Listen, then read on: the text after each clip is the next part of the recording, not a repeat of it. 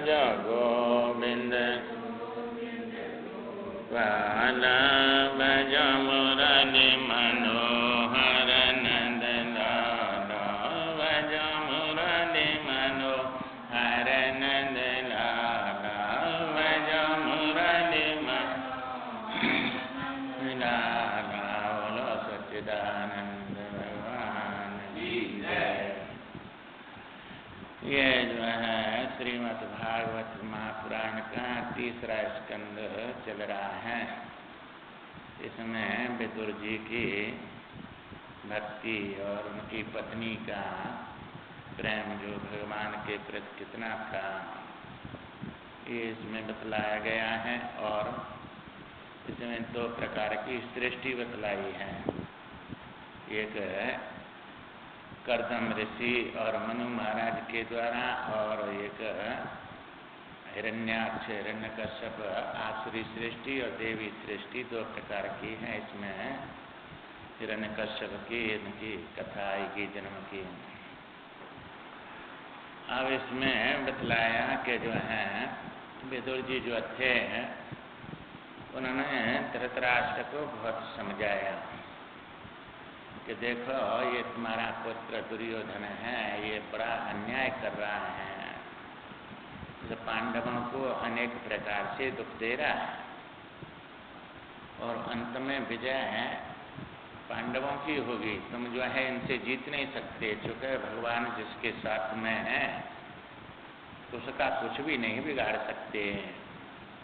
तुम ऐसे एक दुर्योधन को त्याग दो तो तुम्हारे 99 पुत्र बच जाएंगे और नहीं ये सबको ले बैठेगा, एक भी नहीं बचेगा। इसलिए तुम इसको जो है दुष्ट को त्याग दो, इसका तुम समर्थन मत करो। ये बात जब उन्होंने समझाया तो दुर्योधन से जाकर और उनके सेवकों ने ये बात सुनकर और कहा कि तुम्हारी जो विदुर चाचा हैं बड़ी निंदा कर रहे थे, तुम्हारे पिताजी से ऐसे ऐसे सब बात बोल रहे थे। अब ये सुन के बड़ा क्रोध में आ गया और भरी सभा में जो है विदुर जी को अपमानित करने लगा। ये दासी पुत्र है, ये मूर्ख हमारे यहाँ रहता है और हमारा ही खाता है और हमारी निंदा करता है, इसलिए इसको काला मुंह करके यहाँ से निकालो धक्का देके। ऐसा अपमानित किया विदुर जी को। अब विदुर जी ने देखा इनका काला आ गया है और ये भाई है बड़ा, ये भी कुछ नहीं बोल रहा है। इसलिए जो है उन्होंने कहा कि मैं अब यहाँ से तुम्हारे यहाँ से निकल जाऊंगा। अपने आप ही उनमें इतनी सामर्थ्य थी कि उसको जला के भस्म कर देते विदुर जी, परंतु ये महापुरुष होते हैं, अपने तपस्या का अपने उसका दुरुपयोग नहीं करते हैं। इसलिए उन्होंने कहा कि हितमत त्वयन लागे कैसे काल विवशकों भेषज जैसे। अब ये कौरव सब काल के वशीभूत हो रहे हैं, इसलिए ये हित की बात सुनने वाले नहीं हैं और इनके संग से तो मेरा भी जो है ये नुकसान होगा। दुष्टों का संग है छोड़कर और जो है मेरे को अलग होना चाहिए। ये भगवान ही इसके अंदर से मेरा अपमान करा रहे हैं, क्योंकि मैं वैसे कहाँ छोड़ता है न दुष्टों को। इसलिए ये अपमान पूर्वक भगवान ने अवतार लेके और इसके मुँह से मेरे निंदा करने लग रहा है। तो संतों के लिए तो निंदा स्तुति उभय सम ममता मम पर कंज हे सज्जन मम प्राण प्रिय गुण मंदिर सुख पुंज। ये महापुरुषों के लिए तो निंदा और स्तुति सब समान होती है। तो उन्होंने जो है अपना वहीं धनुष बाण द्वार पर रख के और वहाँ से निकल पड़े और अपनी पत्नी को लेकर और जमुना किनारे पर कुटिया बना के और रहने लगे।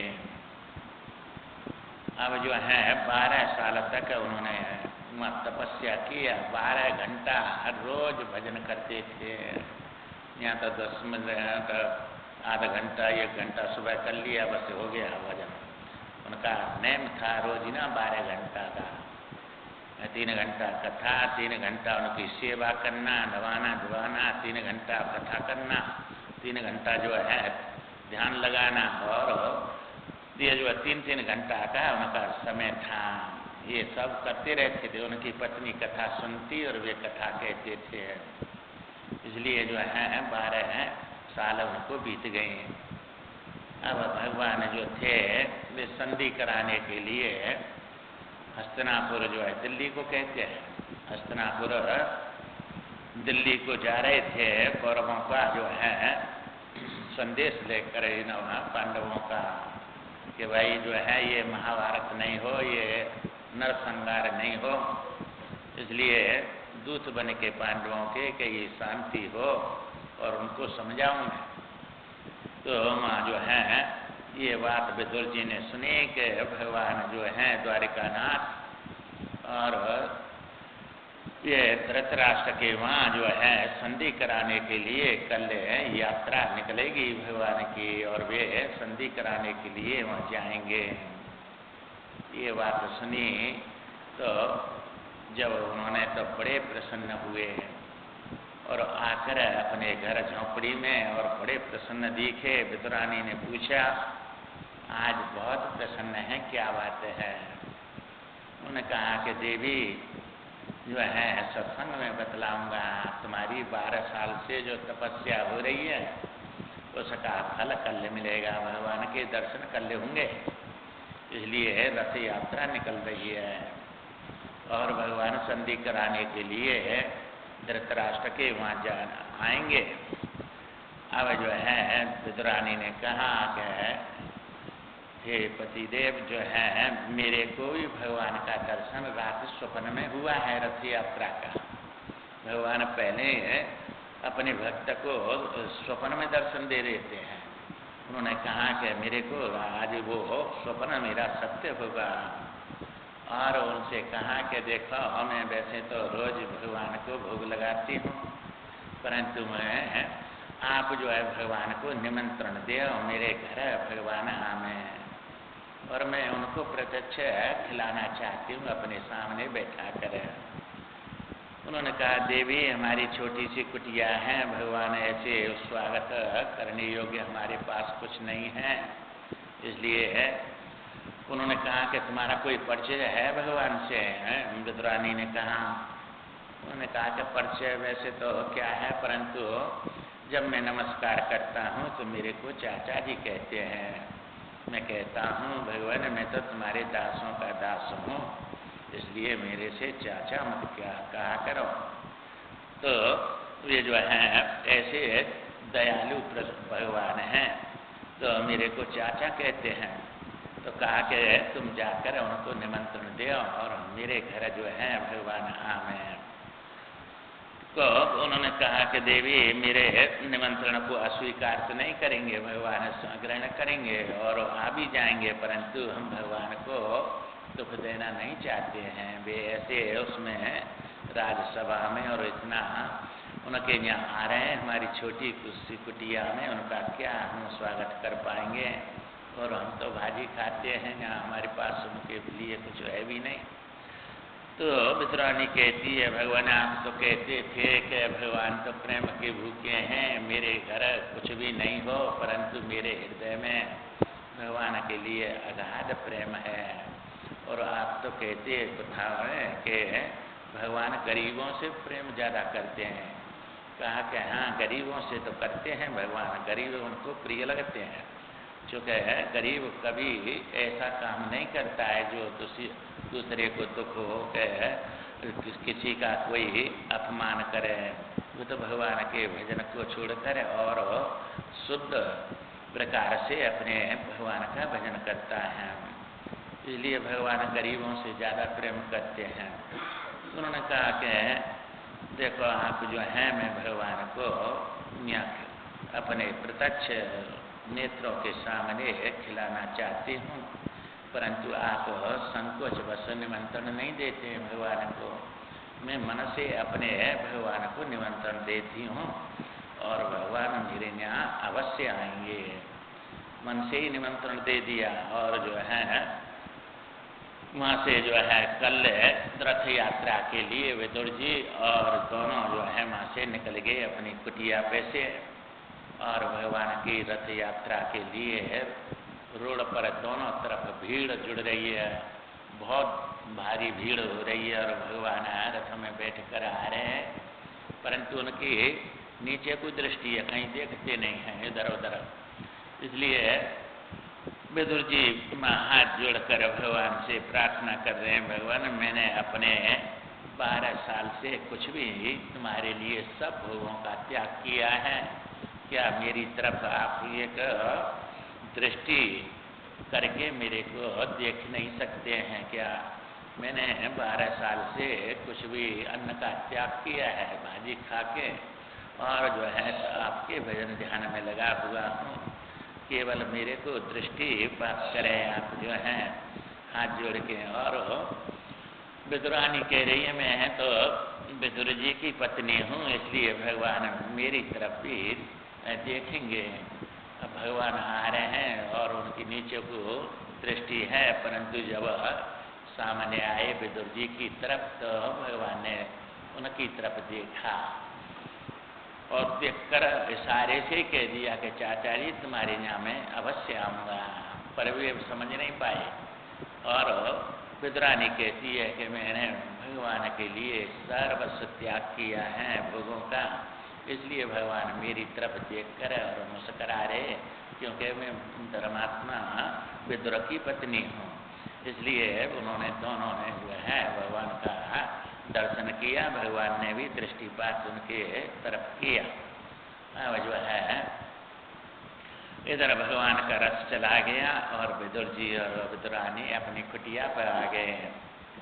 अब जो है वहाँ आकर उन्होंने और बड़े भारी भजन ध्यान में अपने में लगे वहाँ कीर्तन करने के लिए। इधर जो है भगवान गए, वहाँ जो है हस्तिनापुर सभा में धृतराष्ट्र सवरी सभा बैठी हुई थी, और जो है बड़ा स्वागत किया भगवान का। 56 प्रकार के जो है भोजन बनाए उनके लिए, स्वागत के लिए बढ़िया बढ़िया, और बड़ा भारी स्वागत किया, बड़ा सजावट किया। भगवान ने कहा कि भाई देखो मैं कोई राजा की हैसियत से नहीं आया, मैं पांडवों का दूत बन के आया हूँ, और तुम लोगों से मैं जो कहता हूँ कि केवल तुम जो है पूरे राज्य को रखो। अब ये 5 भाई हैं, 5 भाइयों के लिए 5 गांव दे दो तुम, और हो सके तुम्हारा जो है ये राजपाट पूरा करो तुम भी, अपना एक एक गांव से एक एक भाई अपना शरीर निर्वाह कर लेंगे, भाई मैं दूत बन के आया हूँ। ये बात भगवान ने कहा तो और भड़क उठा दुर्योधन, खड़ा होके बोला भीख मांगने से राज नहीं मिलता है, ये जो है तुम ऐसा कह रहे हैं, एक जब तक जीवित हूँ सुई के नोक की बराबर पृथ्वी नहीं दूंगा, और उनसे अपमान कर दिया भगवान का।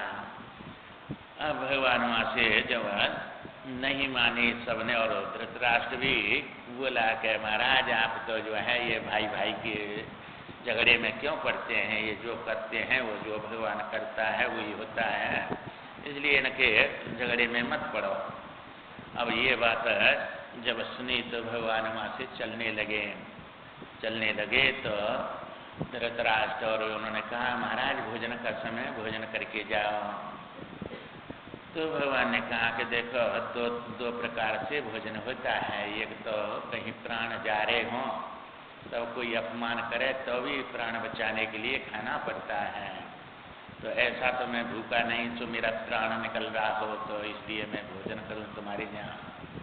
और एक जगह ऐसा होता है कि प्रेम के कारण भक्त की प्रसन्नता के लिए भूख नहीं है तो भी खाना पड़ता है, तो ऐसा तुम्हारा प्रेम नहीं है। प्रेमी के लिए तो सब कुछ अर्पण कर देते हैं, और मैंने 5 गाम मांगे हैं तो भी तुमने नहीं दिए, तुम्हारे अंदर प्रेम भी नहीं और मैं भूखा भी नहीं, इसलिए मैं भोजन तुम्हारे यहाँ नहीं करूँगा। अब ये बात कही तो द्रोणाचार्य और कृपाचार्य और वे सब बोले भगवान आप जो है भोजन यहाँ नहीं करते तो हमारे घर करो। उन्होंने कहा भगवान ने मैं भोजन करूँगा, अवश्य करूँगा, परंतु मैं तुम्हारे यहाँ किसी के यहाँ नहीं करूँगा, मेरा भक्त है और मैं वहाँ जाकर भोजन करूँगा। अब जो है समझ गए कृपाचार्य द्रोणाचार्य के आज जो है विदुर जी ही धन्य हैं जिनके यहाँ भगवान जाकर भोजन करेंगे। हम तो ये वेद और सब शास्त्रों के ज्ञाता होने पर भी हार गए, बस विदुर जी की जीत हुई है। भगवान उन्हीं के यहाँ जाएंगे और वहाँ भोजन करेंगे। अब वहाँ से भगवान चल दिए और जाकर विदुर जी की जो कुटिया थी और उस पर जाकर उन्होंने खड़े हो गए और वहाँ अंदर विदुरानी और विदुर जी कीर्तन कर रहे हैं। भगवान को 2 घंटा हो गए खड़े खड़े, भूख भी लग रही है, धूप भी लग रही है, पर वे समझ रहे हैं कि कब इनका कीर्तन बंद हो और कब ये दरवाजा खोले और कब मैं भीतर जाऊं। तो परंतु भगवान तो अकुला आ गए कि भाई 2 घंटा हो गए, अब ये तो कीर्तन बंद करते ही नहीं हैं। इसलिए उन्होंने दरवाजा खटखटाया और कहा चाचा जी मैं आ गया। अब ये बात सुनकर और विदुर जी तो बोले देवी भगवान आ गए हैं, देखो ऐसा लगता है कि भगवान हमारे द्वार पर खड़े हैं। आकर उन्होंने दरवाजा खोला तो भगवान जो है दर्शन हो गया। बोलो कृष्ण भगवान की जय। और जो है इतने देखकर बेहुल हो गए, वे तो उनको तो पता ही नहीं रहा कि वह क्या करना चाहिए इनका स्वागत और क्या इनसे बोलना है। वो तो ऐसे आनंद में डूब गए विदुर और विदुरानी दोनों के दोनों कि न तो आसन बिछाया न कुछ पूछा, उनको तो आनंद में डूब गए। दर्शन करके भगवान ने आसन बिछाया और बैठ गए और जो है कहा कि विदुर जी भूख लग रही है, मेरे को भोजन लाओ। कहा कि भगवान आप तुम धृतराष्ट्र और दुर्योधन के माँ आए थे, 56 प्रकार का भोग माँ बना हुआ है, क्या माँ आप नहीं खा के आए? कहा कि चाचा जी जिसका भोजन आप नहीं करते उसका भोजन मैं कैसे कर सकता हूँ, इसलिए मैं आपके यहाँ आया हूँ, माँ मैं नहीं करता। इसलिए जो है अब तो बड़े संकोच में हो गए, हमारे पास तो भाजी है, क्या करें, अब इनको क्या स्वागत करें। भगवान ने जो है वो तपेली चूल्हे पर रखी थी, तोड़ के वहाँ भाजी लाते थे नदी के किनारे से, उसी को उबाल के खाते थे और उसमें से भगवान ने ले लिया और विदुर जी को भी उसमें से एक थाली में दिया और जो है भगवान ने वहाँ भोजन किया। अब बड़े भारी भगवान जो है इतना आनंद उनको आया उस भाजी में। ये भगवान राम अवतार में सबरी के बेर अंत तक नहीं भूले और जो है ये विदुर जी की भाजी ये कृष्ण अवतार में अंत तक नहीं भूले। जो भाजी में आनंद आया वो न देवकी के किसी भोजन में आया न जसोदा माता के आनंद भोजन में इतना आनंद आया जितना विदुर जी की भाजी में आया था। चूँकि भूखो सदा प्रेम को डोलूं, भगत जनन ग्रह जाऊं, मैं प्रेम का भूखा हूँ, भोजन का भूखा नहीं। तो यहाँ प्रेम का मिठास उनकी भाजी में और प्रेम का मिठास उनके बेरों में था। तो इसलिए भगवान जो है वहाँ इस सब उनके यहाँ दर्शन देकर और वहाँ से जो है भाजी खाकर और वहाँ से चले। श्रेयो ही ज्ञानम अभ्यासात ज्ञाना ध्यानम विशेष्यते, ध्यानात् कर्म फल त्यागा शांति निरंतरम। बिना समझे हुए कर्म से शास्त्र का ज्ञान श्रेष्ठ माना जाता है और ज्ञान पूर्वक कर्म करेंगे तो वही बड़ा कीमती बन जाता है। इसलिए जो है ज्ञान से पूर्वक कर्म होना चाहिए। शिव जी पर जल चढ़ाते हैं पर शिव जी का स्वरूप नहीं समझते तो फल तो होगा उसका, पर जान के जब भगवान पर जल चढ़ाएंगे तो वही विशिष्ट फल देने वाला बन जाता है। तो बिना समझे हुए कर्म से शास्त्र का ज्ञान श्रेष्ठ होता है और ज्ञान पूर्वक ज्ञान से भी ध्यान श्रेष्ठ होता है। क्योंकि जब ज्ञान होगा तो उसका ध्यान करेंगे। इसलिए ज्ञाना ध्यान विशिष्ट मत आया है और ध्यान से भी कर्म के फल का त्याग श्रेष्ठ है। त्यागा शांति निरंतरम, त्याग से निरंतर शांति प्राप्त होती है। तुलसी जब मन शुद्ध भयो तब तीर्थ तीर गयो न गयो, जब मन शुद्ध हो जाता है तो तीर्थों में चाहे जाए चाहे नहीं जाए, उसको जो है वो सब तीर्थ उसके पूरे हो जाते हैं। चूँकि आहार शुद्ध हो मन शुद्ध, आहार शुद्ध करने से ही होने से ही मन की शुद्धि होती है। चूँकि ये मन जो बनता है ये आहार से ही बनता है। कैसा आहार लेते हैं, शब्द स्पर्श रूप रस गंध, ये 5 प्रकार के आहार होते हैं। तुम्हारे अधिकारक ये हैं कि बिना अधिकारक ये हैं ये हैं, तो इनसे मन जो है शुद्ध पवित्र होता है। तो भगवान के अपने धर्म के मार्ग पर चलते हैं तो वो आहार की शुद्धि है। और संसार के विषयों में जो चिंतन करते रहते हैं, ये मिल जाए वो मिल जाए, अनाधिकारक है, तो वो उससे मन खराब होता है और अशुद्ध होता है। तो ये जो है संसार में ये सृष्टि है नहीं हो, ये बाधक ही सृष्टि सहायक ज्ञान में न द्वैत के देखे बिना अद्वैत आवे ध्यान में। जब तक आभूषण को नहीं देखेंगे तो सोना कहाँ दिखेगा। तो आभूषण को देखने से तो सोने का ध्यान होता है। सोना जो है वो आँख से दिखने वाली वस्तु नहीं, आँख से तो नाम रूप दिखते हैं। सोने में नाम रूप मिथ्या है, इसलिए जो है वह पीले पीले का नाम सोना नहीं होता है। पीली तो चांद ये पीतल भी होती है, चैन बिकती है 2 रुपया की, वो जो है असली से सोने से भी चमकती है ज़्यादा। नकली जो है तो बिना कसौटी के तो उसको पहचान नहीं सकते ये सोना है कि पीतल है। तो ये जो है अद्वैत सोना एक तत्व है, निराकार तत्व है, और वही जो है उसको शोधन करके आकार मिलाते हैं, सिल्ली बनाते हैं तो नाम रूप में आ जाता है। तो सोने में है नाम रूप मिथ्या होते हैं। अब इस नाम रूप को लेकर सोने का जैसे ध्यान होता है तो ये बाधक नहीं है, सहायक है भगवान के ध्यान में। चूँकि अद्वैत का ज्ञान इसी से होगा, इसलिए गुरु शास्त्र दोनों द्वैत में अद्वैत को बतला रहे। क्या जीव है, क्या ईश है, क्या ब्रह्म, सब जतला रहे। जीव क्या है, ईश्वर क्या है, ब्रह्म क्या है, इसको सब वेद शास्त्र गुरु सब बतलाते हैं। तो सब जब संगत करते हैं गुरु की संतों की तो ये ज्ञान जो है उनके हृदय में आ जाता है। संगत करें यदि संत की तो चित्त समता पाए है। चित्त में समता आ जाती है, विषमता चली जाती है। विषमता में तो क्या है, समता में आनंद है, एक में लग जाता है, और ये विषमता में अनेक में अशांत होता है। यदि दुर्जनों में बैठते बुद्धि बिगड़ तो जाए है। दुर्जनों में बैठेंगे तो बुद्धि बिगड़ जाएगी, और सज्जनों में बैठेंगे तो समता आ जाएगी अंदर, और अंतःकरण शुद्ध होके अपनी सदगति हो जाएगी। तो संग में बैठें सदा सत्संग में ना जा सकें। तो संग में रात दिन रहते हैं, सत्संग में नहीं जा सकते।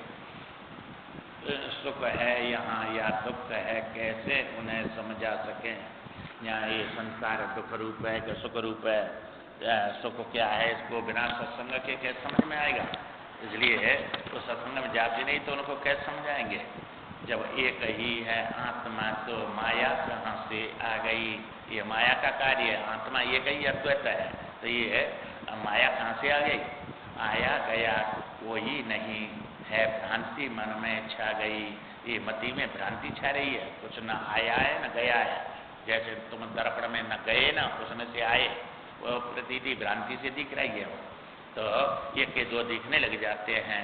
दर्पण ले लिया तो अलमारी में देखते हैं, यहाँ शरीर है वहाँ भी शरीर दिख रहा है, तो वो कहीं से आया कि वो कहीं गया, न आया न गया, भ्रांति से दिख रहा है। ऐसे ही ये जो है माया का कार्य सब माया सब भ्रांति से दिख रही, अज्ञान में दिख रही है। भ्रांति से ही जन्म लेना, जन्म जो दिखता है ये भ्रांति है सब। ऐसे जन्म तुम्हारे जो है वहाँ स्वप्न में भी हुए और मृत्यु भी हुई, तो माँ कहाँ है, ये सब भ्रांति है। तो भ्रांति में ही मरण है, ये जन्म भी भ्रांति में है। किसी ने अपनी मृत्यु देखी नहीं, देखी है तो देखने वाला है, और किसी ने अपना जन्म देखा नहीं तो देखने वाला पहले तब तो जन्म तो देखेगा। न जन्म देखा न मृत्यु देखी, ये मानते हैं। शरीरों को देखते हैं दूसरे के, तो शरीर तो जो है ये तो 5 भूतों का बना हुआ है, ये थोड़ा ही अपना स्वरूप तो है। भ्रांति से ही कर्म सारे, भ्रांति से ही कर्ता करना, ये जो कर्ता है जीव और कर्ण है इसमें सब ये भ्रांति से सब दिख रहे हैं। और ये सब जितने भी कर्म हैं वे सब भ्रांति में आत्मा में मालूम पड़ते हैं। अहंकार विमूढ़ात्मा करता है मनते प्रकृति क्रियमाणानि गुणा कर्माणि सर्वस्व, जितने भी कर्म हैं वे सब प्रकृति में हो रहे, पर ये अज्ञानी जीव अपने को कर्ता मान लेता है कि विमूढ़ है, चूँकि इसको ज्ञान नहीं है। ईश्वर कृपा से गुरु कृपा से भूल अब जाती रही, माया गई छाया गई काया नहीं बाकी रही। जब ज्ञान होगा तो न ये शरीर रूपी काया रहेगी, न माया रहेगी, न छाया रहेगी। माया छाया एक सी विरला जाने कोय, भगतन के पीछे फिरे सनमुख भागे सोए। जो माया के पीछे भागते हैं उनके आगे माया भागती है, और जो भगवान के पीछे भागते हैं उनके पीछे माया भागती है। इसलिए जो है माया छाया एक सी होती है, ये सब विरला जानता है कोई, और इसी में सब में फंस जाते हैं। अब जो है अब ये कहते हैं सत्संगते हरि कथा कीर्तन गीता ज्ञान महान, ये सब महान है, ये सब शास्त्र की बात है। मन लगाए नित ही सुनो होए यथार्थ ज्ञान, ये जो है यथार्थ ज्ञान होता है। मन लगा के जब रोज सुनते हैं तो इससे उस तत्व को वास्तविक चीज को जान लेते हैं। अब जो है ये बता रहे हैं कि अब सूत जी कहते हैं कि जब ये विदुर जी जो है यात्रा में गए थे तो तब जो है उद्धव जी उनको वहाँ रमण रेती में मिले मथुरा के पास। और वहाँ रमण रेती में जब उद्धव जी मिले तो उन्होंने कहा था कि भाई जो है राजी खुशी पूछा तो कहा कि भगवान सुधार गए, और उन्होंने गीता का ज्ञान मेरे जो भागवत का ज्ञान दिया था, और मैं बद्री का आश्रम जा रहा हूँ। तो अब उन्होंने कहा कि वो ज्ञान जो है मैं अधिकारी हूँ, तो जो भगवान ने आपको ज्ञान दिया वो मेरे को सुनाओ। तब उद्धव जी ने कहा कि वहाँ मैत्रेय भी बैठे थे, और उन्होंने भगवान ने आपको जो है 3 बार याद किया था, न तो अपनी माता को किया किसी को याद, न पत्नियों को, न पिता को, परंतु आपको 3 बार याद किया था चलते समय भगवान ने। तो जब अपने धाम को जा रहे थे तो कहा था कि मेरा विदुर है भक्त, मैंने सबको कुछ न कुछ दिया है, परंतु विदुर जी को कुछ नहीं दिया। उनकी भाजी भूले नहीं भुलाती है, मैंने जो भाजी में उनके आनंद आया उसको आज तक नहीं भूला। तो आपको 3 बार याद किया था। और ये बात सुनकर विदुर जी के आंखों में आंसू आ गए, और जैसे बच्चा रोता है ऐसे उस आनंद में रोने लगे कि भगवान ने अंत समय में मेरे को याद किया। इसलिए तब उन्होंने कहा कि आप जो है विदुर जी आप मैत्रेय जी के पास में जाओ गंगा किनारे, और वे आपको भागवत सुनाएंगे। भगवान ने उनसे कहा था कि विदुर जी मिले तो उनको ये सब भागवत का रहस्य सुनाना, तो आप जो है वहाँ जाओ। अब वहाँ से उद्धव जी के कहने से विदुर जी जो है अब गंगा किनारे मैत्रेय जी के आश्रम पर पहुँचे, और वहाँ जाकर और साष्टांग नमस्कार किया। अब जो है जब कहा तो बड़े भारी मैत्रेय जी बेहुल हो गए, और कहने लगे कि विदुर जी मैं आपको जानता हूँ, आप यम के अवतार हैं। आप जो है उस श्राप से, मांडव ऋषि के श्राप से आप जो है ये दासी पुत्र बने हैं। इसलिए जो है कहें सूत मुने बर सुनो विदुर आगमन धन्य। जो विदुर जी जो है सूत जी के मैत्रेय जी के पास में गंगा किनारे गए, चूँकि जमुना किनारा भक्ति का है और गंगा किनारा ज्ञान का है। अब ज्ञान तो भक्ति पूरी हो गई तो ज्ञान प्राप्त करना है, इसलिए मैत्रेय जी के पास में गंगा किनारे गए। और जब उनका आगमन देखा तो धन्य है आगमन, शूद्र भय यम श्रापवश हैं, जो हरे भक्त अनन्य, जो भगवान के अनन्य भक्त हैं। और ऐसे ये शूद्र की योनि में उनको जो है श्राप के कारण जन्म लेना पड़ा।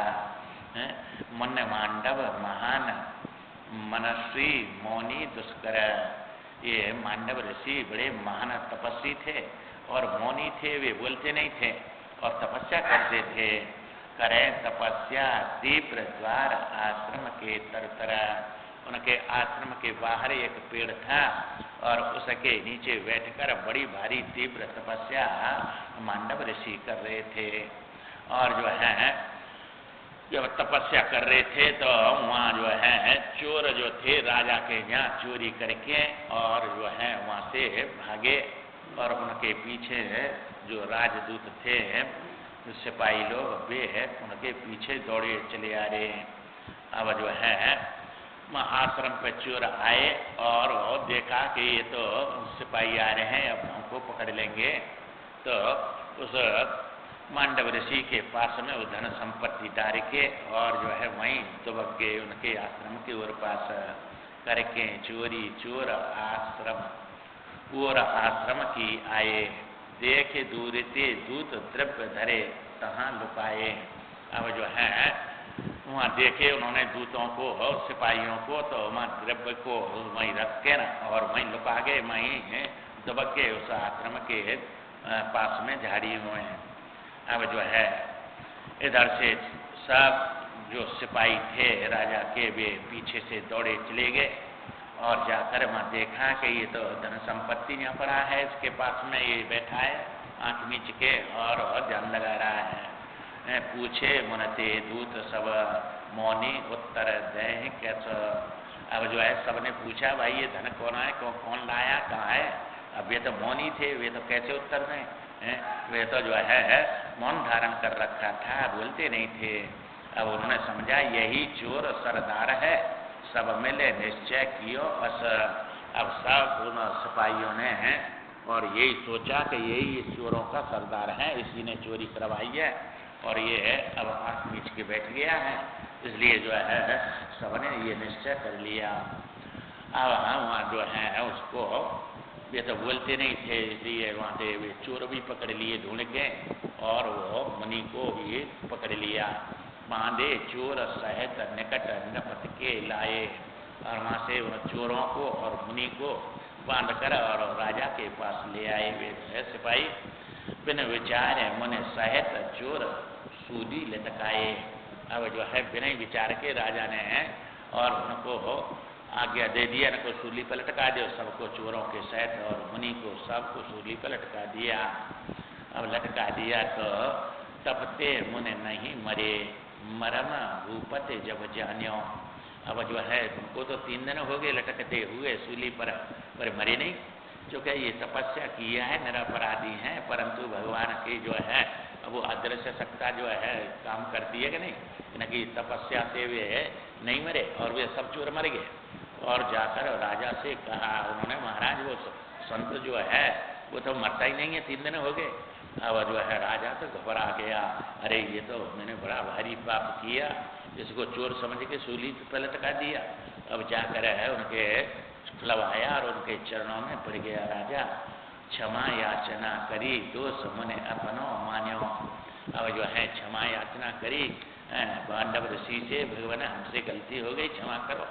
तो कहा राजन मैं तुमको तो क्षमा कर दूंगा, पर भी इसमें मेरा दोष है, चूँकि है कोई काऊ नहीं दे सुख दुख कर दाता, निज कृत कर्म भोग सब दाता।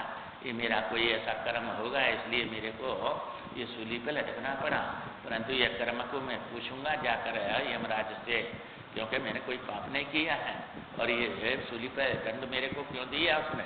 अब जो है ये मांडव ऋषि वहाँ से और सीधे चले गए यमराज की सभा में और जाकर वहाँ जो है पूछा उसको कि भाई मैंने कोई पाप नहीं किया है और तुमने जो है मेरे को ये सूली पे 3 दिन लटकना पड़ा, क्यों लटकाया, क्या बात है ये जो है बता मेरे को। क्रोध से लखे यमने कही। अब जो है मुनि को क्रोधित देखा कि श्राप देगा, अब क्या करूं, कैसे बचूं, ये तो गलती हो गई मेरे से। अब जो है अब उसके लिए उसने बचने के लिए और बहाना बनाया और कहने लगा, छेदे क्रमी छोटे अवस्थ छोटे 3 साल के थे तुम, और जब यह क्रमी को तुमने छेद दिया था, इसलिए तुमको ये सूली पे लटकना पड़ा। कहा कि 3 साल का तो अबोध बच्चा होता है, और उसको तो जो है पाप का फल स्वप्न में मिलता है, और तुमने जो है मेरे को ये जागृत में क्यों दिया है? तो जाओ तुम जो है श्राप दयो यम शूद्र हो भये विदुर मुने कोप बस। अब श्राप दे दिया यमराज को, शूद्र हो जाओ जाके। तो जो है अब वही पुनः मुनि के कोप से, और ये विदुर जी हो गए मुनि के कोप से, श्राप से। ते ही बने परे ब्राज तीर्थ हित रणते प्रथमा। ये रण जब तक महाभारत नहीं हुआ था, और उससे यात्रा के लिए और तीर्थ यात्रा के लिए निकल गए थे। 36 वर्ष तक यात्रा में रहे, और जब तक महाभारत पूरा हो गया तब जो है धर्मराज का जो है युद्ध हो गया, महाभारत। और उस बाद अपना भाई ये केवल यही बचा है धृतराष्ट्र, सब मर गए कौरव।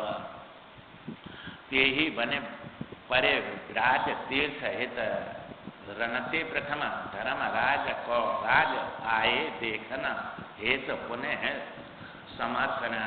अब जो है अब उन्होंने सुना कि सब मर गए, महाभारत हो गया, धर्मराज को राज मिल गया है, और वहाँ से तीर्थ यात्रा से विदुर जी और वहाँ आए फिर उनके पास में।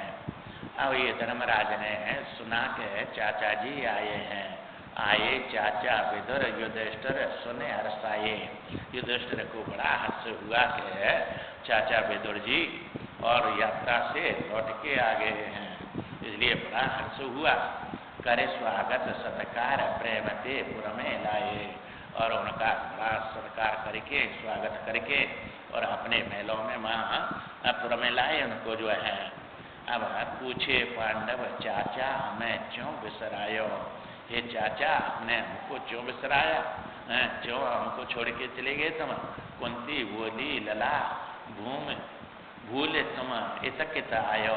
ये लाला तू जो है चुका देवर को लाला कहते हैं, इसलिए कुंती माता ने कहा अरे लाला तू भूल के कैसे आ गया हमारे पास? और जो है कैसे छोड़ के चला गया? ये प्रेम के वचन सुनकर प्रणय कोप युद्ध मधुर अते सुनत विदुर बोले वचना। ये प्रेम भरे जो कोप माने क्रोधित, प्रेम के क्रोध होता है एक जो है, जैसे माता बच्चा को मारती है, प्रेम का क्रोध होता है उसके अंदर, उसको दुश्मनाई का क्रोध नहीं होता है। ऐसे ही जो है इनके वचन के हमको छोड़ के तुम चले गए, और कैसे चले गए और कैसे आ गए यहाँ, जो है ऐसी बात है। जब कुंती माता ने कहा तो विदुर जी बोले वचन। जब सुनत विदुर बोले वचन भावी भाग्य अधीन है सुख दुख और विछुरन मिलन। ये 4 वस्तु जो है, ये 8 वस्तु बताई थी पहले जो है, जन्मना मरना और दुख सुख विछुड़ना और जो है मिलना और हानि लाभ, ये 8 वस्तु प्रारब्ध अनुसार होती है। उसी बात को यहाँ कह रहे हैं भावी भाग्य अधीन है। भाग्य माने कर्म के अधीन है, प्रारब्ध है ये सुख दुख और विछुरन मिलन। ये सुख दुख आए हैं जितने भी और विछुड़न हुआ है मिलन हुआ है, ये प्रारब्ध से होता है। इसलिए जो है पाई परम सत्कार। अब सब प्रकार से उनका सत्कार किया और बड़े प्रेम से विदुर जी को सम्मान दिया। तो सत्कार है विदुर गए धृतराष्ट्र दिन। अब जो है वहाँ से उनसे मिलके सब प्रकार से सत्कार किया, और फिर है रात को विदुर जी की जो है अपने भाई जो धृतराष्ट्र है उनके मेलों में गए, और रात को 12 बजे तक वे सोए नहीं थे, और जाकर वहाँ करण बंधु उपकार नित प्रति सोचत ही रहत मन। अपने मन में रात दिन सोचते रहते मेरे भाई का कैसे उपकार हो, इसने बड़ा भारी जो है अन्याय किया है अपने भाइयों के पुत्रों के साथ में, इसलिए इसका बड़ी दुर्गति होगी, इसका कैसे कल्याण हो, ऐसा रात दिन सोचते रहते थे। और जाकर जो है उनसे कहा धर्म रूप वे विदुर बंधु ते बोले बानी। अब वहाँ जाकर उनसे वाणी बोले उनके महल में जाके, राजन कुटिल कराल काल की कछु गत जानी है राजा। राजन आप जो है ये जो काल है बड़ा कुटिल है और उसकी कछु मैंने जो है गति जान लिया है। आप जो है तुम्हारे सिर पर काल मड़रा रहा है और जो है तुमको नहीं दिख रहा है। अब ये जो है आप इसको छोड़ना नहीं चाहते हैं, वो काल है इसको सबको छुड़ा देगा। देखो दौड़ो काल सवन के सन्मुख आयो। अब देखो तुम जो है सब काल जो है दौड़ा हुआ सबके सन्मुख आ गया और सबको ले गया। चलो त्यागे तत्काल विलम्ब क्यों यहाँ लगायो। अब इस वो मता को छोड़ दो तुम और तत्काल चलो। अब जो है क्यों तुमने जो है यहाँ विलम्ब लगाया, देर क्यों किया है इतना। उनको समझाने लगे। सगे सबई सुरपुर गए, तुम्हारे सगे संबंधी सब सुरपुर चले गए यहाँ से और देह जर्जर है गई, तुम्हारा बुढ़ापा आ गया, जर्जर हो गई शरीर। जीवन आशा नहीं गई, अंत समय दुर्गति भई है, तुम्हारी जीवन की आशा अभी तक नहीं गई और ये दुर्गति तुम्हारी अंत समय में हुई। न संपत्ति रही न संतति रही और सब तुम्हारा चला गया। और फिर तुमने जो है ऐसे अन्याय किए यहाँ जिनको देव दुसह दुख दारुण दीने। तुमने जिनको जो है इतने सहन न कर सके ऐसे दुख जो है दारुण दिए, तुमने उनको दिए। दारा दूषित करी द्रव्य हरे भिक्षुक कीने, उनकी दारा को पत्नी को दूषित कर दिया तुमने बड़ी सभा में बुलाकर और उसको बेइज्जत कराया और जो है उनको भिक्षु बना दिया। सब छल कपट करके तुमने ले लिया उनका ये सब राजपाट। अब जो है तुमको शर्म नहीं आती है। अब जो है कहते हैं ये भतीजे मेरे बड़े हैं अच्छे हैं, अब अच्छे लग रहे हैं। और जब तुमने जो है कितना उनके साथ में अन्याय किया तो तुम जो है जब अच्छे नहीं लग रहे थे उनका सब लूट लिया और मारने के लिए कितने प्रयत्न किए तुमने। तो ये जो है वचन परम हित सुनत कठोरे, जे नर कहें सुनते थोरे। पहले कितना समझाया, एक भी बात समझ में नहीं आई। अब कितना भयंकर बोल रहे हैं उनको, तो भी जो है उनको अच्छे लग रहे हैं, चूंकि है उसके हित की बात बोल रहे हैं। और कह रहे हैं विदुर जी स्वान समान अमान उन्हीं के टुकड़े खावे। तुम जो है जिनको कितना दुख दिया, उनकी पत्नी को दूषित कर दिया और जो है उनको मारने के लिए और सब राजपाट लेकर और उनको भिक्षुक बना दिया और उन्हीं के अब तुम कुत्ता के समान टुकड़े खा रहे हैं। रक्त सुरंजन भोग भोगते नहीं लजावे। ये रक्त से खून से सने हुए भोजन को खाते हुए तो हमको लज्जा नहीं आती है जो है और बड़े प्रेम से उसको खाते हैं। चलो उत्तराखंड को मोह फांस छेदन करो। अरे यहाँ से चलो निकलो यहाँ से जो है। अब अंत समय में तो तुम्हारा काल दिख रहा है मेरे को, तुम्हारे सिर्फ राज्य से छोड़ दो ना, ये बड़ी दुर्दशा होगी तुम्हारी। तो चलो उत्तराखंड को मोह फांस छेदन करो, इस मोह को छोड़ दो। मोह सकल व्याधि न कर मूला, ताइते उपजत है वसूला। अब तो ये सब बुढ़ापा में और ये ऐसा हो गया तब तो सब चले गए, पर अभी तो जाने की इच्छा नहीं है और अब भी भगवान का भजन नहीं करता है। अभी यहाँ बैठा है इस महल में, अनेक प्रकार से उसको कहने लगे छेदन करो, जन्म सफल तप करे करो। अब तपस्या करो और ये जन्म को सफल कर लियो अपने को, तब तजे हरे ही में धरो। अब ये तप करके और अब सब उसको छोड़कर तज के और हृदय में अपने में भगवान को धारण करो। सब तजे भजे मोही। तो भगवान कहते हैं निज सिद्धांत सुनावम तो ही सोने मन धरे सब तजे भजे मोही। ऐसे यहाँ ये कह रहे हैं कि सब को छोड़कर और भगवान का भजन करो, उन्हीं को अब हृदय में रख लियो। ये मोह ममता छोड़ दो, सब छोड़ के जाना पड़ेगा, बड़ा दुख उठाना पड़ेगा।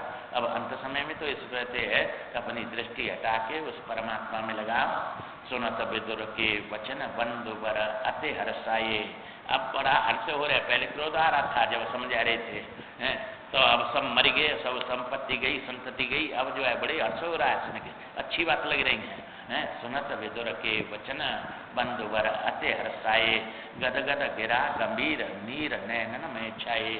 अब जो है बड़ी गिरा उनकी गदगद हो गई और नेत्रों में आंसू आ गए धृतराष्ट्र के में और कहने लगे धन्य धन्य लगो भ्राता। अरे छोटे भाई तू धन्य है, हाथ गहे तात उबार्यो, तुमने मेरा हाथ पकड़ के और ये सिक देकर इस कीचड़ में से या कुआ में से अंधकूप में से तुमने उबार्यो। धन्य कूप में अंधकूप में पतित पत्तकू पकड़ निकार्यो, आपने जो है ये अंधकूप में पड़ा था मैं तो, और इस पतित को तुमने जो है पतित को पकड़ के निकाला। और ये आप जो कह रहे हैं ये सब जो है बड़ा अच्छी से दे रहे हैं मेरे को सब। अब जो है मैं कैसे जाऊँ, पर यहाँ से मैं तो अंधा हूँ। तो विदुर जी ने कहा कि चलो मैं ले चलूँगा तुमको, जो है दिन में तो युधिष्ठिर जाने नहीं देंगे, अब रात में चलो मेरे साथ में। सबको सोबत छोड़े के गंधारी के साथ में विदुर बताए मार्ग ते चले हाथ दे हाथ में। अब जो है विदुर जी के हाथ में हाथ देकर और जो है गंधारी के साथ में और युधिष्ठिर जो है ये धृतराष्ट्र रात में ही निकल गए उन्हें विदुर जी के साथ में। नित्य नियम अनुसार युधिष्ठिर गुरु वंदन को, गुरु जी का माने युधिष्ठिर महाराज का जो है नित्य नियम था कि प्रातः काले उठ के रघुनाथा, तो जो है माता पिता गुरु नावे में था कि ये महापुरुष जो होते हैं अपने माता पिता गुरुओं को वह जगकर सबको नमस्कार करते हैं, तब दूसरा काम करते हैं। आजकल तो कोई नमस्कार जानता ही नहीं है, तो न माँ को करे ना बाप को करे ना बड़ी बूढ़ी को करे ना किसी को करे, जो है ऐसा ये जो है शिष्टाचार रहा ही नहीं कुछ हो। परंतु पहले ये सब जो है उनका ये नियम था कि रोज हो उनके मेला में जाके और उनको सबको नमस्कार करते थे। अब जो है नित्य नियम अनुसार युधिष्ठिर गुरु वंदन को आए देखे नहीं विदुर और कुरुनंदन को। न माँ विदुर जी है न कुरुनंदन धृतराष्ट्र है और न गंधारी है। अब जो है वहाँ सब महल सुना पड़ा है। अब जो है वहाँ संजय से पूछा कि कहाँ है कि ऐसी ऐसी बातें रात में ले गए विदुर जी उनको तो और यहाँ से चले गए। सुने संजय ते वृत्त बहुत रोए पछताए। अब जो है अब संजय ते सब बात सुनकर युधिष्ठिर बड़े भारी रोए पछताए कि हमने उनके 100 पुत्र मार दिए हैं, इसलिए दुख के कारण हमको छोड़ के चले गए हैं। फिर भी ये अपना ही दोष मानते हैं, गुण तुम्हारा माने निज दोषा। कोई दोष है तो वो हमारा है, कोई गुण है तो भगवान का है, इसलिए दोष पे तो अहंकार बढ़ेगा नहीं, वो तो न मरता ही है ये। और गुण भगवान ने दिया हमारा तो है नहीं, इसलिए उसमें अहंकार बढ़ता नहीं है। तो ये अब जो है सुन संजय ते वृत्त बहुत रोए पछताए। आए नारद समाचार सब सत्य सुनाए। अब जब दूसरे के उसमें जो है बड़े आधीन होते हैं, दुखी होते हैं, तो वहाँ संत आ जाते हैं और संतों ने आके नारद जी आगे और युधिष्ठिर को समझाया कि देखो तुम जो है तुम्हारे चाचा ताऊ और ताई जहाँ गए, चाचा गए वहाँ उनके उस तपस्या में बिगड़ नहीं करना। उनके 8 दिन के बाद में सत्य सरोवर पे और वो बड़वानल अग्नि जो है उत्पन्न होगी, उसमें उनका स्वर्गवास हो जाएगा, मुक्ति हो जाएगी। इसलिए उनके उसमें बिगड़ मत करो तुम, और तुम अपने लिए सोचो। अब 6 महीना के बाद में कलयुग आ जाएगा, वे जहाँ वे जा रहे हैं सब गए वहीं तुमको जाना है, इसलिए अपने बारे में सोचो। उनके उसमें तपस्या में बिगड़ नहीं करना हम जाके। और नारद जी ने ऐसा उनको समझाया युधिष्ठिर को। ताऊ ताई तब चाचा सप्त सोत सब जाएंगे, ये सप्त सरोवर पर जाएंगे तुम्हारे चाचा और ताई और ताऊ सब जो है पाप पुण्य से पृथक है, पुण्य परम पद पाएंगे। वे पाप पुण्य से दोनों से अलग होकर और परम पद को प्राप्त कर लेंगे। तपस्या करके महाशर में ही उनकी मुक्ति हो जाएगी, क्योंकि ये सब देवता हैं और पुण्यात्मा है। ये तो ये 2 दल बन के आते हैं वहाँ से, ये दुष्टों का संहार करने के लिए, धर्म की स्थापना करने के लिए। ये सब देवता हैं, ये 2 पक्ष बनते हैं। धर्मात्मा के साथ में धर्मात्मा रहते हैं, दुष्टों के साथ में दुष्ट रहेंगे। इसलिए दुष्ट बनेंगे तब तो दुर्योधन और ये सब दुष्ट बने तब तो दुष्ट इनके पक्ष में और इनका संहार करना है। इसलिए जो है ये तो सब देवता थे, 2 पक्ष बना के आते हैं वहीं से, जो है ये संहार धर्म की स्थापना पृथ्वी पर और अधर्म का नाश करना है, तो ये सब रूप बनाना पड़ता है, तभी तो ये ऐसा होगा। इसलिए जो है पुण्य परम पद को प्राप्त हो गए। चूँकि इनको ये तो निमित्त बनाते हैं, भगवान लीला है, और ये दुष्टों का संहार करते हैं। इसलिए जब जब धर्म की हानि होती है, धर्म बढ़ता है, तो वहीं से ये जो है दो पक्ष बना के और इनका पृथ्वी का भार उतारते हैं। यूँ कहे नारद मुनि गए। अब सब समझा कर धर्मराज को, और वहाँ से नारद जी अब चले गए। धर्मराज तजे दीन सुनो सुनो सब जगत दीखत अति दीना। अब जो है धर्मराज अति दीन हो गए। चूँकि अब ये सब चले गए, और जो है नारद जी जो बता गए कि अब जो है ये कलयुग आएगा 6 महीना के बाद में। अब इनको सब सुनो सुनो जगत दिखने लगा, और अति श्रीहीन होने दिखने लग गए। चूँकि वैराग बढ़ता है तब सब परमात्मा के सिवाय संसार की कोई वस्तु जो है ठीक अच्छी नहीं लगती है। कहे युधिष्ठिर भीम भयानक काल भयो है। अब जो है नारद जी बता गए थे वही समय आने वाला है, और बड़ा भारी जो है ये भयानक काल हुआ है। और अर्जुन जो है भगवान के साथ गया था, 6 महीना हो गए, अभी तक आया नहीं लौट कर। और चारों भाई और द्रौपदी के साथ में और वह वहाँ जो है विचार कर रहे हैं। कहें युधिष्ठिर भीम भयानक काल भयो है, आयो अर्जुन नहीं द्वारिका माही गयो है। जो द्वारका में गया भगवान के साथ में, अर्जुन आया नहीं, और ये काल जो है बड़ा भयंकर हो गया। और कहने लगे युधिष्ठिर आज मैं घूमने गया जंगल में, और वहाँ मैंने 5 प्रकार के आश्चर्य देखे, और वे आश्चर्य क्या है उनको बता रहे हैं। और ज्योतिषी बुलाकर और उनसे पूछा कि ये क्या आश्चर्य हैं। तो ये जंगल में 5 कुआं देखे, और 5 कुआं में 4 कुआं चारों तरफ और एक बीच में था। अब बीच का कुआं उमड़ता है तो चारों को भर देता है, और वे चारों कुआं उमड़ते हैं, वो बीच का कुआं भरा नहीं जाता। अब ये बात देखी तो अब बड़ा आश्चर्य हुआ। और दूसरा आगे बढ़े तो एक भैंसा था, ये भैंसा होते हैं, और वो दोनों तरफ मुख थे उसके, और ऐसा खा रहा था, और पेट पलांग लग रही उसकी, और भूखा, और दोनों तरफ से खा रहा था, पीछे भी मुख था और आगे भी मुख था, और फिर भी भूखा। ये देखा है। और जो है तीसरा देखा उन्होंने, ये खेत जो है किसान हो, खेत जब फसल पकती है तो बार लगा देते, कांटे लगा देते चारों तरफ उसकी रक्षा के लिए, और वो बारें जो है खेत खा रही है। ये देखा उन्होंने कि वो रक्षा करने वाला ही बच्चक बन रहा है। तो उनसे पशु पक्षी रोकने हैं खाने वाले, पर वो कांटे खा रहे हैं उस खेत को। ये देखा। और चौथा देखा कि एक गाय ने बछिया डाली, और वह बछिया का दूध पी रही है। तो बछिया को गाय माँ को दूध पीना है, पर माँ बछिया का दूध पी रही है। ये देखा। और जो है 5वां आश्चर्य देखा, एक तलवार एक कुंतल की और कच्चे धागे में लटक रही है। तो ये 5 आश्चर्य देखे जब धर्मराज युधिष्ठिर ने, तो ज्योतिषियों को बुला के पूछा कि ये क्या बात है भाई, कि ये 4 कुआं देखे वे क्या है। कि महाराज कलयुग आ गया, अब जो है एक पिता के 4 पुत्र होते हैं, और चारों पुत्रों का जो है वो पालन करता है, पर 4 पुत्रों पर एक पिता का पालन नहीं होता है।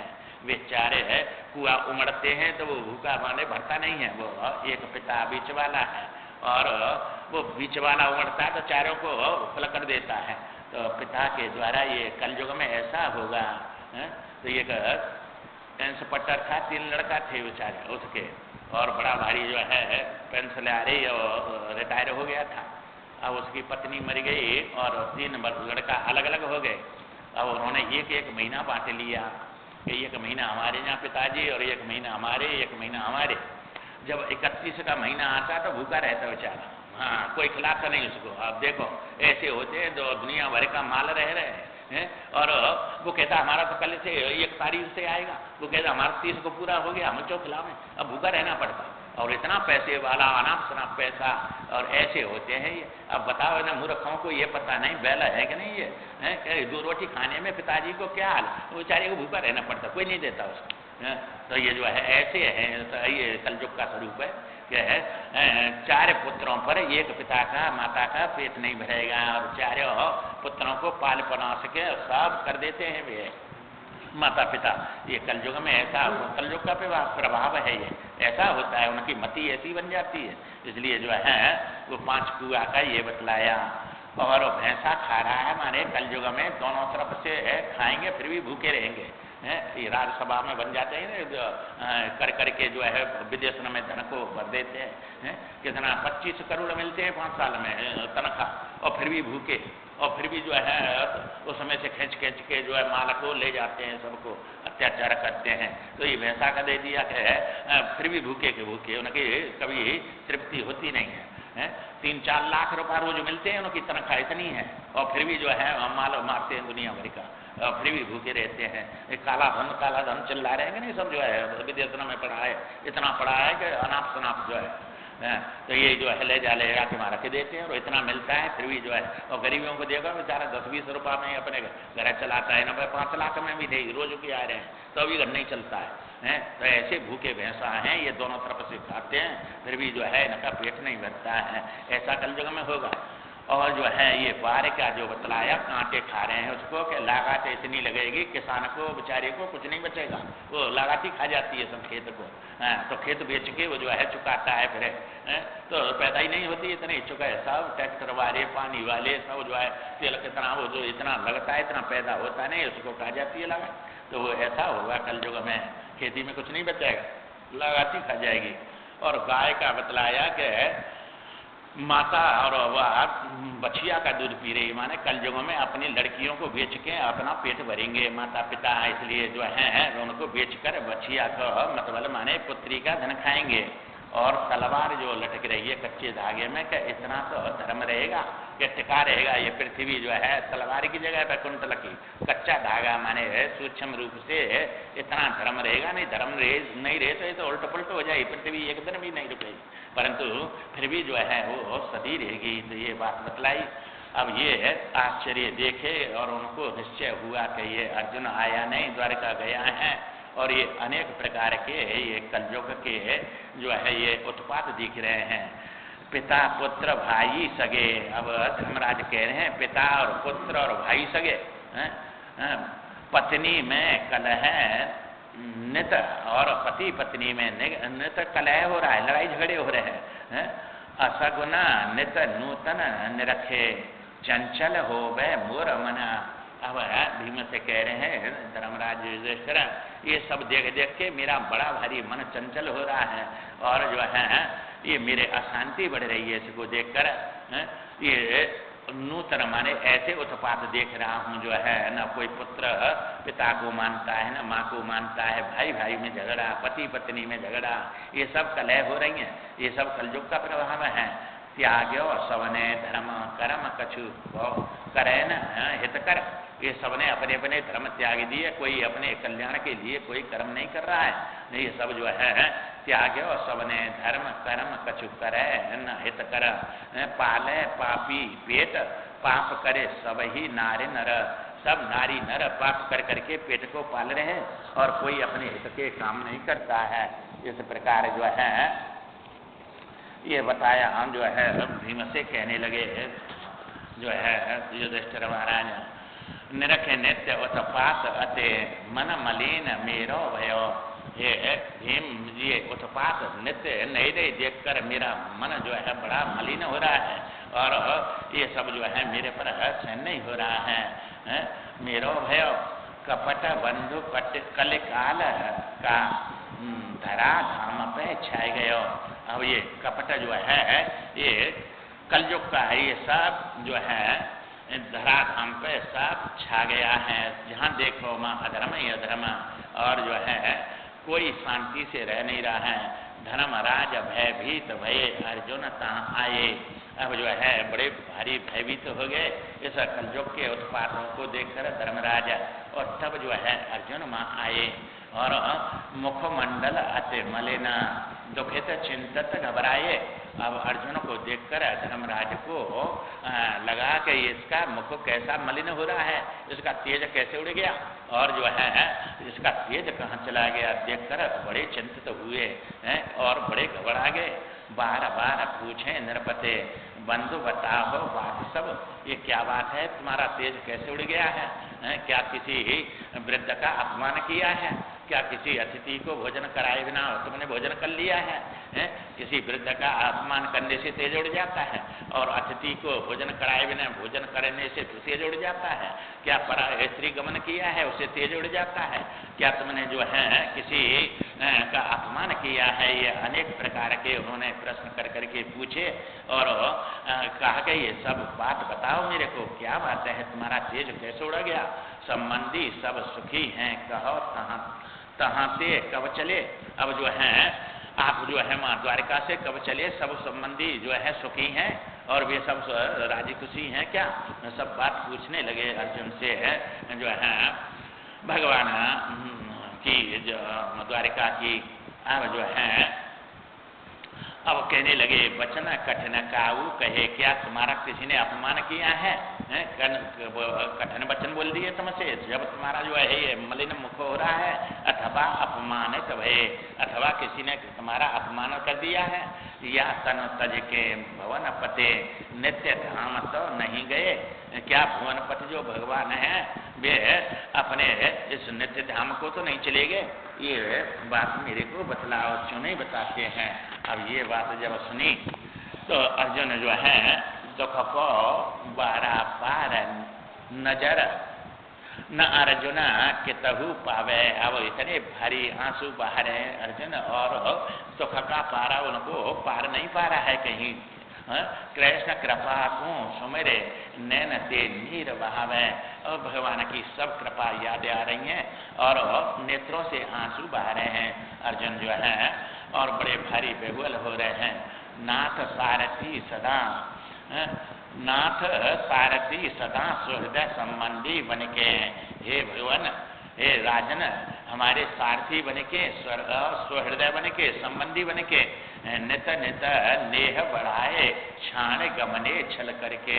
अब वे जो है हमसे कितना प्रेम उन्होंने बढ़ाया, नित्य नित्य नया नया प्रेम बढ़ाते रहे, और अब जो है हमको छोड़कर और छल करके यहाँ से चले गए। ये बात जो है कहने लगे अर्जुन, जिनकी कृपा कटाक्ष पाए हम भय सुखारे, इनकी कृपा से और कटाक्ष से दृष्टि से हम जो है कितने सुखी हुए। राजन कैसे कहूँ श्याम निज धाम पधारे, ये राजन मैं कैसे अपने मुख से कहूँ कि वे श्याम निज धाम को चले गए। राजन कहाँ कहाँ कब कहूँ, राजन मैं क्या क्या कहूँ तुमसे, क्या क्या बात बताऊँ? करी हमारी रखवारी, उन्होंने कैसी कैसी रखवारी करी, सब जगह से हमको पार किया दुखों से। दुष्ट फंद में फंसी द्रौपदी प्रिया तुम्हारी, और तुम्हारी प्रिया द्रौपदी दुष्टों ने जो है अपने फंद में फंसाकर और कितना अपमान किया था, और उनको कैसे उन्होंने बचाया था। ये सब उपकारों को याद कर करके और जो है बड़े भारी दुखी हो रहे हैं अर्जुन। सदा दुखी दुख में रहे, सुखी सवन सुख दय भये। अब जो है सदा हमारे साथ में दुखी रहे और हमारे दुख में, और सबको जो है सुखी सवन सुख दय भये। अब सबको सुख दे के और अब सुखी हो गए, किंतु अंत में अकेले सब तज निज पुर गए। अब जो है अब अपने पुर को चले गए वे, तो हम सबको छोड़कर जीतो भारत युद्ध दिव्य रथ घोड़ा तेई, वही रथ है मेरे पास में, वही घोड़ा है, और जिससे महाभारत जीता था। धनुष वही गांडीव समर विजयी सर्व, यही मेरे बाण हैं और वही गांडीव धनुष है, और वही धनुष है, और जो है वही समर में जिसमें सबको जीता था। विश्व विदत में है रथी, और मैं विश्व में मैं सब जो है विदित हूँ, सबको दुबका हुआ नहीं, बड़ा रथी। साज सामान वही है, किंतु नहीं श्याम सारथी व्यर्थ सभी है। ये सब जो है श्याम सारथी नहीं है, मेरा सब व्यर्थ हो गया, और कुल भीलों ने सबको लूट लिया। वही गांडीव वे अर्जुन वे धनुष्मान और सब लूट लिए मैंने। बड़े बड़े देवताओं भी जिनको नहीं जीत सकते उनको मैंने जीता, और आज जो है बिना उस सारथी के बिना सब व्यर्थ हो गया। कुल भीलों ने सब गोपिकाओं को लूट लिया। भीलन लूटी गोपिका बेई अर्जुन बेई बाण। तो बेई बाण है, बेई अर्जुन है, परंतु उन्होंने सबने लूट लिया है, सब व्यर्थ हो गया। ये बात जो है धर्मराज युधिष्ठिर से रोते हुए और सब प्रकार से कहने लगे अर्जुन। और जो है ये बात सुनकर बड़ा दुख हुआ। और आगे क्या करते हैं कल आगे विचार करें। श्रीमन्नारायण नारायण नारायण।